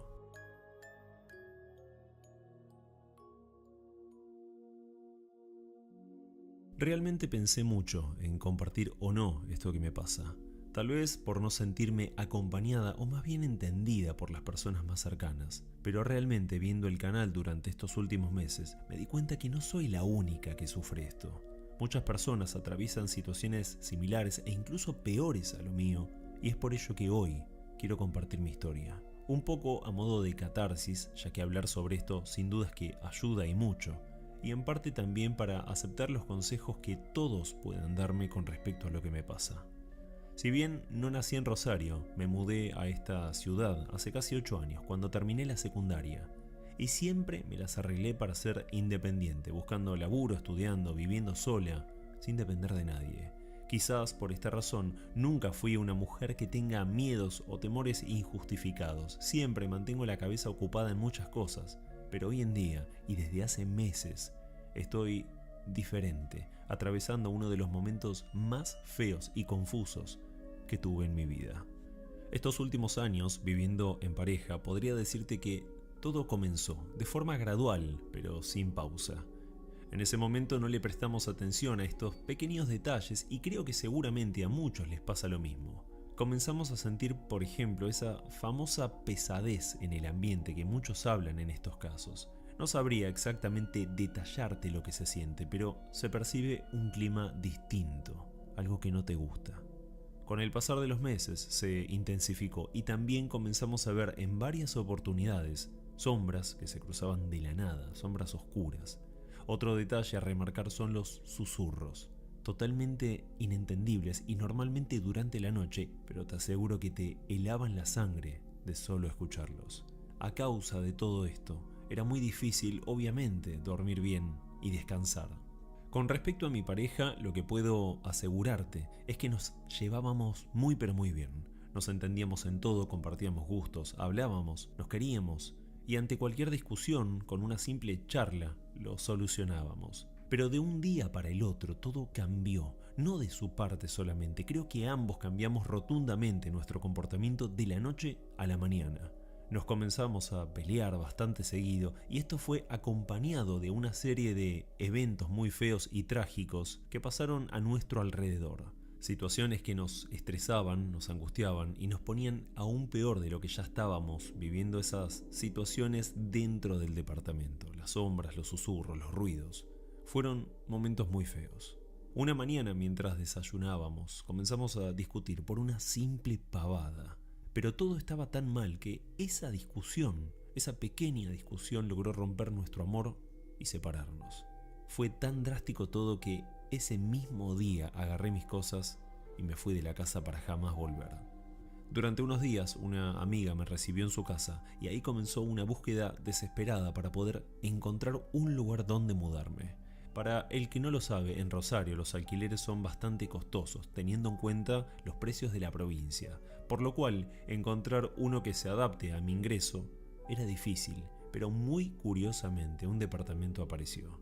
Fue muy raro cómo se dio todo, ni siquiera lo encontré yo. Para darte un ejemplo más o menos, fue una amiga a través de otra amiga que tenía un conocido con una inmobiliaria que conocía a alguien que alquilaba un lindo departamento, algo tan extraño como eso. Pero la cuestión fue que un lugar estaba esperándome y jamás me imaginé que sería mi cárcel, por llamarla de alguna forma, hasta el día de hoy, justamente cuando estás escuchando esto. La cuestión fue que este departamento estaba en un importante edificio en el casco histórico de la ciudad, un lugar no solo carísimo, sino muy difícil de acceder, ya que por lo general la mayoría son propietarios. Me reuní con el corredor inmobiliario, hablamos unos minutos, y si bien todo era perfecto, faltaba un detalle: el precio. Cuando le pregunto el valor del alquiler me quedé sorprendida por lo que me dijo. Primero pensé que era una broma y después comprendí que no. El valor era sorprendentemente bajo, y más aún por la zona, lógicamente.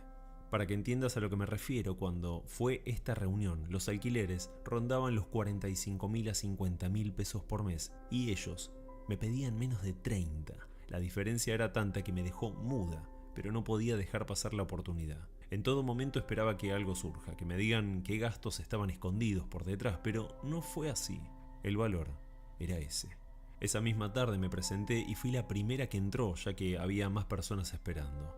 Ni bien ingresé, algo se apoderó de mí, no sé qué, pero casi sin recorrer el lugar, le dije que quería el departamento y así comenzó la segunda etapa que aún hoy estoy transitando. El complejo, no quiero nombrarlo, aunque seguramente alguien de la zona sepa cuál es, tiene varias unidades. Yo estoy en la G, y la particularidad es que desde el día que me mudé, mi piso, que tiene un total de 9 departamentos, está totalmente vacío, es decir, no tengo un solo vecino de piso. Me resultó raro, inquietante desde el día en que me mudé, y me resulta aún más raro hoy en día.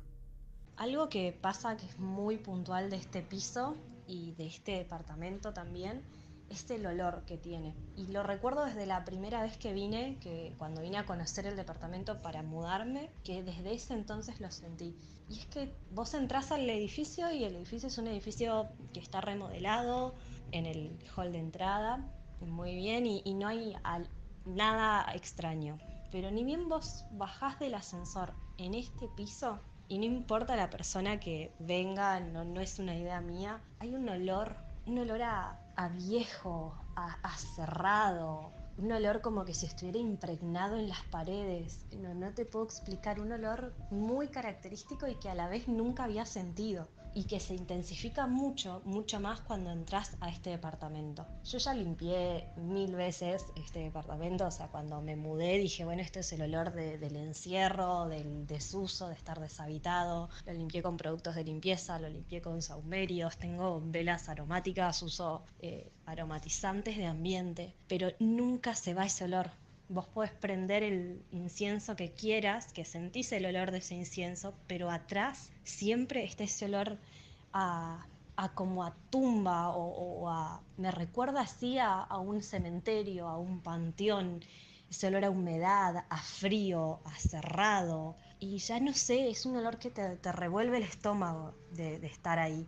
Con el tiempo yo ya me fui acostumbrando, es algo que vos decís, bueno, es como que el instinto lo va naturalizando, pero es un olor que está todo el tiempo y no importa lo que hagas, no se va.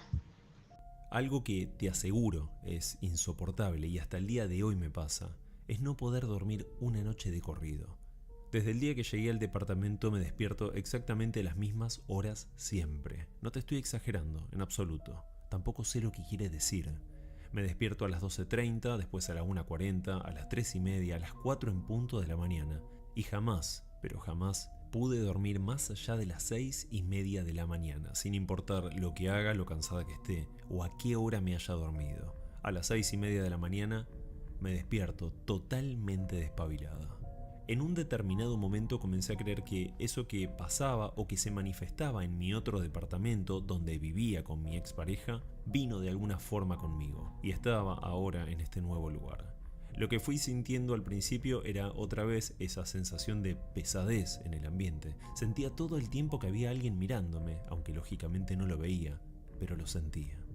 Una noche, en plena oscuridad, me desperté con un ruido. Fui a la cocina y encontré una escena sin explicación. Había terminado un vino que tenía guardado y sobre la mesada había quedado la copa usada y a su lado el corcho apoyado simplemente. Jamás encontré una explicación, pero al parecer el corcho u otra cosa rompió la copa en 1000 pedazos. Cuando llegué, estaban los vidrios por todos lados y el corcho tirado en el piso. Me llaman poderosamente la atención y es algo a lo que todavía no le puedo tampoco encontrar explicación y que me incomoda mucho porque pasa también de manera periódica, casi semanalmente, es que se abra la ducha siempre a la madrugada. Yo antes pensaba que la ducha perdía agua porque, no sé, tal vez había mucha presión de agua en el edificio y entonces se goteaban por alguna razón lógica, pero en realidad no es una pérdida de agua de unas gotas, es un chorro de la ducha que se abre y cae. Y de tanto escucharlo una y otra vez, una madrugada me levanté a verlo, porque ya te digo, la cantidad de agua que cae es abundante, y me desperté, me levanté, fui al baño y no estaba perdiendo agua la ducha, estaba la ducha abierta. La grifería, la manija de la grifería se había abierto. Y si yo no iba en ese momento y dejaba pasar unos minutos, probablemente se cerrara, porque las veces anteriores y las veces subsiguientes que esto pasó, siempre es algo que se abre y que se cierra. Se abre la ducha sola, vos escuchás que empieza a caer agua, y si no vas a ver, si lo dejás pasar, al ratito vas a escuchar cómo deja de correr el agua. Pero si te levantás a ver, vas a ver cómo no es una pérdida de agua común, porque es una apertura y un cierre de la llave de agua. Eso es algo que es de las cosas que a mí más me incomodan porque es lo que más frecuente pasa y más alevoso se siente. Entonces vos decís, no puedo con esto que está pasando todas las noches o noche por medio cotidianamente en mi casa y no le puedo encontrar explicación. El tema sueños fue también un tema delicado. La mayoría de las noches me despertaba muy angustiada por diferentes pesadillas y no solo eso, siempre sentía a alguien mirándome en la oscuridad de la habitación. Por esto es que hoy en día no duermo una sola noche sin el celular en la mano para tener la linterna cuando me despierto. Una mañana pasó algo que me superó realmente. Eran más o menos las 5 y me desperté con un ruido. Alguien golpeó la puerta del departamento, muy despacio, como llamando. Miré la hora y revisé también si tenía algún mensaje, tal vez había pasado algo en el edificio, pero no había nada. Me quedé en silencio acostada y pensé que quizás lo había soñado o confundí el ruido, pero otra vez llamaron exactamente igual. La realidad es que no me animé a levantarme. Mi habitación da al pasillo, por lo cual si alguien camina por ahí, lo escuchas perfecto, como así también si sube al ascensor o toma las escaleras. Pero nada pasó, no se escuchó un solo sonido. No puedo asegurar nada con respecto a esto, quién fue o no fue, pero el piso está vacío y no se escuchó a nadie retirarse del lugar. Ese mismo día, un poco más tarde, hablé con el encargado sobre esto y se quedó confundido por la misma razón que yo. El piso está vacío y a las 5 de la mañana es muy extraño que alguien ande llamando sin razón. La verdad es que a mí me criaron adentro del entorno católico y de la fe católica, de creer en un Dios, de creer que hay cosas más grandes y más fuertes que nosotros, pero no soy una persona realmente religiosa. Me cuestioné muchos años un montón de cosas, pero ya a esta altura es como que llego a un punto y no entiendo bien estas situaciones a las cuales yo no les puedo encontrar explicación y que se vienen manifestando a lo largo de mi vida y mucho más intensamente en este último tiempo, que no sé de dónde vienen ni qué son y que no le puedo encontrar una razón lógica. He intentado asistir a misa, encontrar a ver si tal vez ahí encuentro un espacio donde calmarme y calmar las situaciones. Sí encontré algún espacio de tranquilidad, pero eso no hace que cambien las cosas adentro de mi casa ni afuera en mi vida cotidiana. Las cosas no fueron calmándose, al contrario, siguen pasando y lo que yo siento es que yo las fui naturalizando y en ese proceso de naturalizar fui encontrando obstáculos para seguir con mi vida normal. Es muy difícil, siento que la situación es atrapante en ese aspecto. Los sueños se tornaron mucho más reales e impresionantes y normalmente uno se repite muchísimo. Es sobre 2 nenas y un hombre. En este sueño, como te comenté, extremadamente real e intenso, aparecen 2 nenas que corren por el pasillo riéndose y al llegar a la puerta de mi departamento golpean la puerta como marcándola. Luego de golpear se van corriendo y seguido a esto, algo o alguien intenta entrar al departamento. En ese momento yo salgo de la cama y corro a la puerta desesperada para impedir que ingrese este ser. El detalle es que la puerta en estos sueños siempre, pero siempre, está entreabierta, por lo cual el miedo es tremendo, porque tengo que forcejear fuertemente para que no la abran. Y siempre en un momento estas 2 nenas, sin dejar de reírse, meten sus cabezas como queriendo entrar también. Sé que solo es un sueño, pero sumado a todo lo que pasa en el departamento, no sé qué pensar, y al despertarme lo hago con tanto miedo que no puedo volver a dormirme. Es realmente insoportable porque esto se da prácticamente todas las noches durante los últimos 2 meses y medio. No quiero olvidarme de algo que está pasando hace solo unas pocas semanas. Ya van 4 palomas que se meten al departamento y mueren adentro. En una ocasión fue porque el ventanal estaba abierto, pero las 3 siguientes no comprendí jamás cómo hicieron para entrar. Tampoco entiendo qué quiere decir esto. No es algo normal, de eso estoy segura, pero no sé cómo solucionarlo. Seguramente estarás preguntándote por qué no me voy de este departamento. La respuesta es fácil. Primero, que no estoy segura si esto me va a seguir a donde vaya, dado que en el departamento con mi ex también se daban situaciones similares. Segundo, y como lo dije al principio, no es nada fácil conseguir un lugar acorde para alquilar. Aclarando por supuesto que el contrato que firmé es por 3 años y voy recién 6 meses. Si rescindo, seguramente tenga que abonar incluso la multa correspondiente. A raíz del origen no sabría muy bien qué decirte. Sé que es algo que viene conmigo de hace muchos años, no puntualmente de ahora.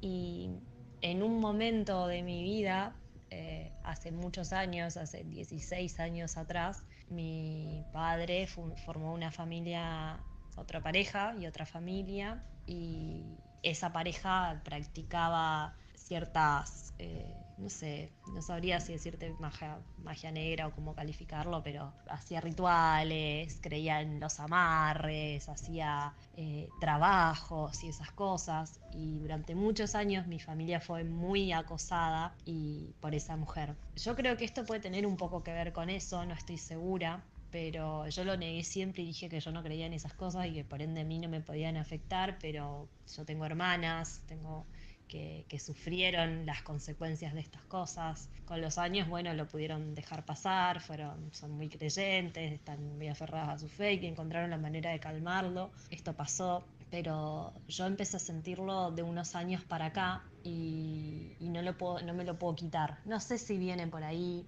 no estoy segura, no quisiera tampoco darle esa entidad, pero es la única cosa que se me ocurre. Algo más es que siento que esta entidad me alejó de todos los que quiero, primero de mi pareja y después de mis amigas y amigos. Trabajo desde casa, lo cual no sé si es algo bueno o malo, ya que estoy permanentemente adentro de este lugar que no me hace bien, pero no tengo mucha alternativa y es desesperante. Hoy estoy un poco más tranquila, pero tranquila no porque las cosas hayan pasado, sino porque con el tiempo fui naturalizándolo. Llevo más o menos 1 mes y medio, casi 2, estando muy poco en el departamento, intentando estar mucho tiempo afuera, tratando de quedarme en otros lugares, porque cada vez que me quiero quedar, la angustia que te da el lugar es total, te tira hacia abajo. Entonces intento estar la mayor parte del tiempo, dormir afuera, porque cuando estoy ahí no puedo dormir una noche de corrido porque pasan todas estas cosas, los sueños que te cortan el sueño, los sonidos, los ruidos, los golpes, es dormir en estado de alerta constante. Entonces hace un tiempo que vengo o naturalizando las cosas que pasan y tratando de ignorarlas, o huyendo de la cotidianidad de estar ahí adentro, que es muy agotadora y es como realmente la definición es te saca la energía. Amigos, muchas gracias por haber llegado al final de este video. Espero sus comentarios para saber cuál es su opinión sobre este tremendo caso en Rosario. Les mando un fuerte abrazo a todos. El origen de ese olor no lo puedo identificar, tampoco sé la historia de este piso ni de este edificio, pero es... The CBS Radio Mystery Theater presents...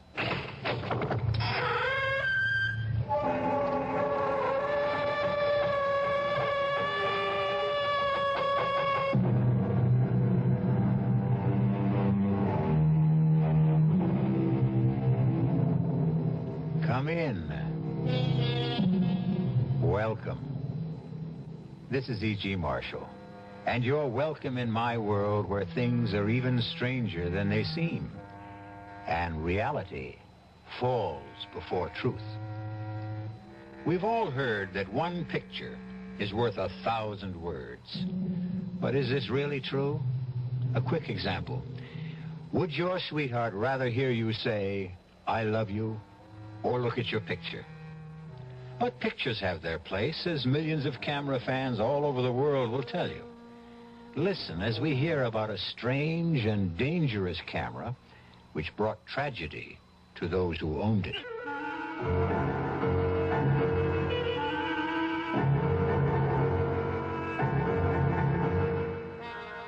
Our mystery drama, Die, You're on Magic Camera, was written especially for the Mystery Theater by Murray Burnett and stars Nick Pryor and Terry Keane.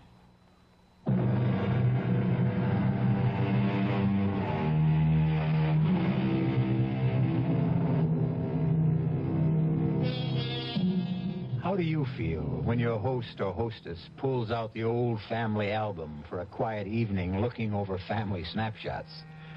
Some people find this enjoyable. Johnny Carlin loved picture taking. At the time our story opens, Johnny had attained a cherished ambition. He was the proud owner of a brand new Volecta S60, a magnificent camera, and the very last word in self-developing photography. To add to his happiness, he was taking the very first picture on the Volecta of his beautiful and bubbly girl, Lisa Kane. Move to your left, Lisa. If you can sort of lean against the pillar of the bank there. Yeah, that's it. Hold it. Good. I can't wait to see it. Neither can I. What happens now? You just push this button and wait for the picture to develop. Seems like a miracle. It's a brilliant piece of scientific work. Someday I'll explain how it works. Now, we open this back, and here's your picture. But, well, how strange. Is that the picture you took? It sure isn't. Wait a minute. I can't figure out what happened. Look how clear the inside of the bank is. that a holdup going on? Well, yeah, it looks like it. But there hasn't been a holdup. Look, everything's normal. Yeah, I can see it is, but the camera doesn't lie. There are 3 guys with guns and people lying on the floor. This is crazy.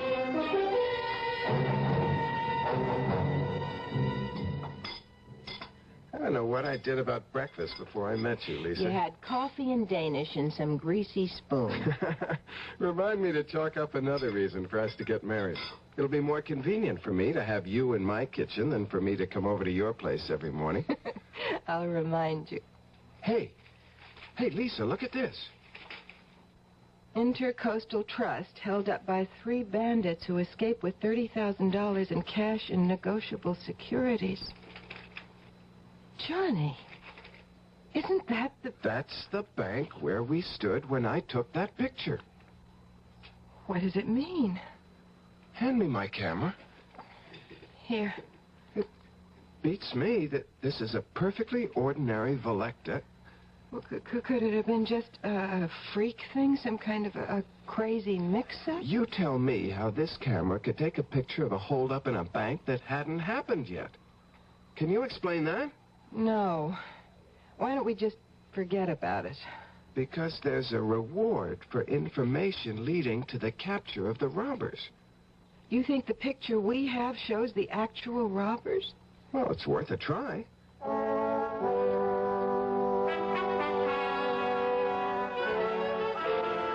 Inspector Barrett, 45th Precinct. Can I help you? Yeah, I'm calling about the Intercoastal Bank robbery yesterday. I think I have something that'll help. Thank you for calling. What do you have? Well, I can't tell it over the phone. Why not? Because it's a photograph.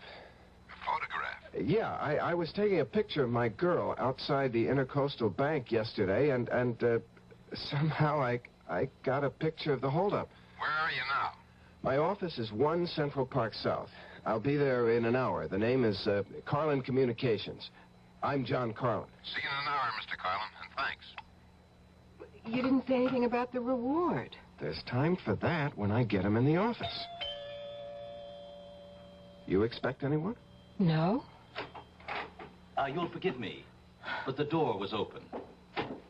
What, that's impossible. I always double lock that door. We're all forgetful at times.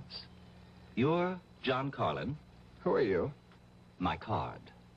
Volecta Camera Corporation, Nicholas Scarlett, sales representative. Yes, Mr. Scarlett? I'll come straight to the point, Mr. Carlin. Our records show that you purchased a Volecta S60 on the 27th of this month, correct? That's right. Well, it was our mistake. No question about it. A very grave error. That model was sold to you by some stupid clerk. It is an experimental camera that should not be on the market. So, since it was our error, we are going to give you your choice of any 2 Volecta cameras you wish, including our motion picture line, when you return the experimental model. Fair? What kind of experiments were you doing with this model? Not my department, Johnny. I'm just here to get the camera back. Well, suppose I want to keep the camera. Why would you want to do that?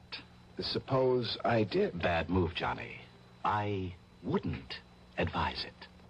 You mean there's a chance that the Volecta people might try to grab it sometime? Rip me off? Oh, never. You paid for the camera. It's yours unless you return it voluntarily. That's the rule of the company, and that's the way it works. Now, what do you say? Do we have a deal? I'd like to think it over. Oh, sure thing, sure thing. But believe me, Johnny, this camera wasn't meant for you. And whatever you're thinking, it won't work out.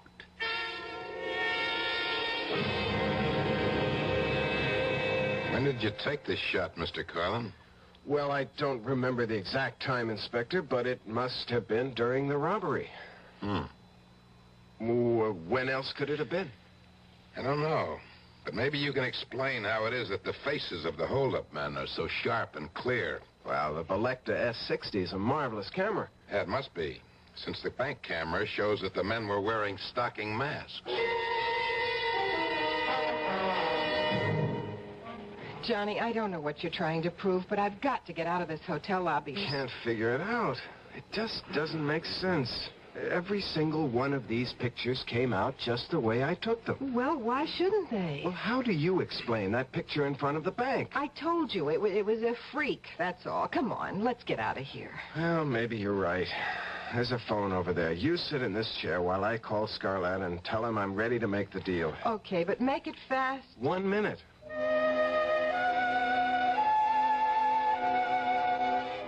Selector, good afternoon. Mr. Scarlett, please. Who? Mr. Nicholas Scarlett, sales representative. Oh, I'm sorry, we have no Mr. Scarlett here.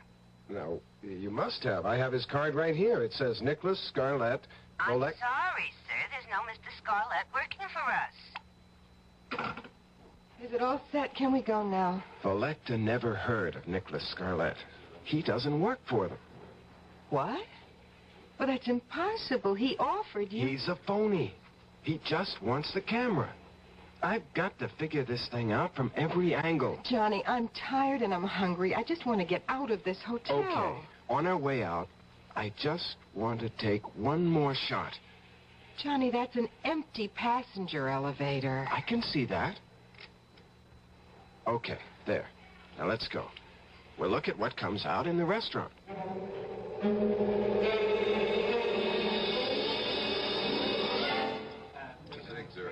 Oh, I never would have believed a bacon, lettuce, and tomato sandwich could taste this good. Look, Lisa, look at this shot. What, the empty elevator? It isn't empty on this picture. Look. Johnny. Oh, Johnny, I'm frightened. Lisa, you've got to help me find the girl in the picture. Johnny, I want you to throw that camera in the river. And just forget about what's going to happen to that girl in the picture with the knife at her throat? How do we know it hasn't happened already? Honey, I've been through that with you. The first picture showed a robbery that was going to happen, and it did. Now we have a girl and a man in a hotel elevator, and the guy has a knife at her throat. We might be able to stop that from happening. Oh, we don't even know who she is. She's probably a guest at the hotel. One of the desk clerks should recognize her picture if you show it to her. This picture? I can't show them that. No, of course not. But I can crop it so that the man with the knife Johnny, is out. it's no use. I don't want to go around asking about a girl I don't know. I don't want anything to do with that camera. I just want you to get rid of it. Lisa, do you want to throw away $1 million? Johnny, you sound like a stranger. I don't even know you. Why do you talk about $1 million? What's this picture got to do with... Don't you see the possibilities that exist with this camera? I can predict when a crime will occur. I can also show the face of the criminal. Now, will you think of what a private detective agency could do with something like that? But how would you explain it? I don't have to explain anything. I don't know. I just have a bad feeling about the whole thing. She's right, John. Listen to what she's saying. Mr. Scarlett, where did you come from? Well, I have here the 2 cameras that the Volecta company promised you in return for the experimental model. You don't work for Volecta. I checked. They never heard of you. That's of no importance. No? Well, what is? That you return the camera to me. The way I figure it is, you just want that camera for yourself. I don't buy that story about the camera being an experimental model. Oh, really? No? Then what do you think it is? Well, yes? Well, what difference does it make? It's mine. Unfortunately. Look, I've had about enough of you, Mr. Scarlett. Now, we have work to do, and if you'll excuse me... You'll find what you're interested in this newspaper, on page 3. Unknown assailant stabs girl in hotel elevator. Johnny, that's tomorrow's paper. Oh, just an early edition. It will be on the streets in 2 hours. At any rate, you're too late to help Miss Stearns. But to ease your conscience, she wasn't seriously injured and should be out of the hospital in a day or 2. What hospital? It doesn't say here. And how do you know so much? Oh, you know, it's always embarrassing when we're forced into this position, especially in this atomic computer age, but I see there's no help for it.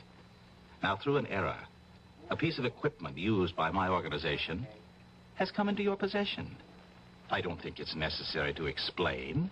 that this shouldn't be in the hands of any mortal. Hold it. Hold it right there. You said mortal. Are you trying to tell me that you're not a human being? Johnny, be careful. Ah, come off it, Lisa. Now look, Scarlett, if you're the devil and you want my camera, you'd have no problem in getting it. You wouldn't be here asking for a swap, practically begging me to give it to you. Ordinarily, you'd be right. But there are unalterable rules which govern my organization, and one of them is that when a mortal makes a legitimate purchase from us, we're bound to a bargain. We can only ask that he return his purchase of his own free will. Now that I've revealed this much to you, I suggest that you take the... No deal, Nick. Or whatever your name is. You made a bargain, and you're stuck. May I make one correction? It is not I, Johnny, who is stuck, but you, who are doomed.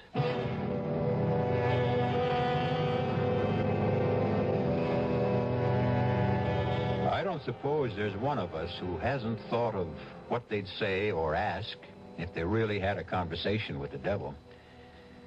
You know, I like to believe that most of us have at one time or another, but that we somehow either didn't recognize him or didn't believe him. I'll be back shortly with Act 2.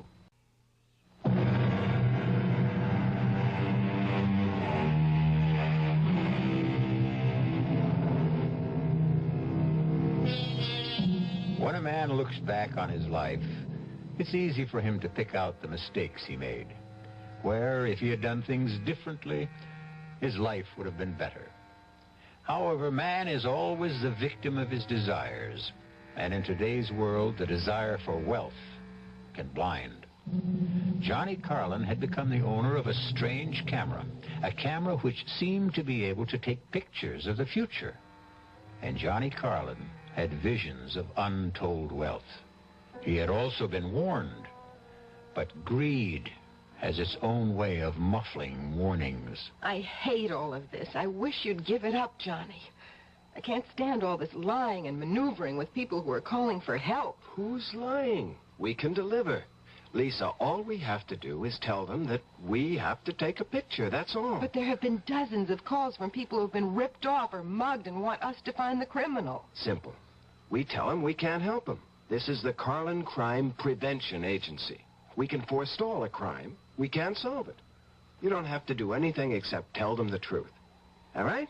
Now, what have we got today? You must be kidding. Here, look. Here's just a few of the latest messages. Huh? Banks? Hey, these are good. Banks will be regular customers when we get set up properly. Nothing. Hey. Andrea Scudder. Well, what do you know? You know her? Well, the same way you do. Heiress to the Scudder millions. Beauty, playgirl, athlete, and all-around hellraiser. She said she wanted to talk to you about a personal problem. Uh-huh. Andrea Scudder. That's money. Call her and make the appointment.